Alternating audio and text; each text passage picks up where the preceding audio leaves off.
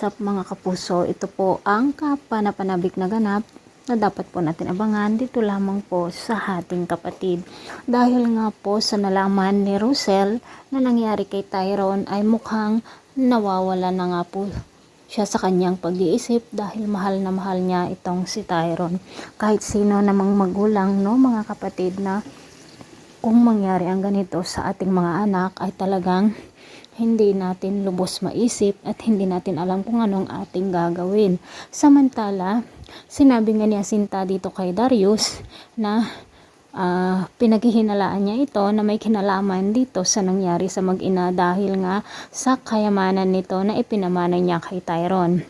Ngunit syempre alangan namang aaminin ni Darius ang totoo. Ngunit nagtataka nga sila kung sino nga ba ang may kagagawan nito dahil nga hindi naman nagtagumpay ang mga lalaking binayaran nila ni Melania, na hindi nila alam na si Bea pala ang may utak dito sa nangyari sa mag-ina. Samantala mga kapuso, awang-awa nga si Chris dito kay Russell kung kaya't pinuntahan nga po niya sa ospital. At habang nagsasalita si Russell na sinasabi niyang si Chris Almendras ang ama mo, Tyrone, narinig nga iyon ni Chris at agad nga niyang niyakap itong si Russell, mga kapuso.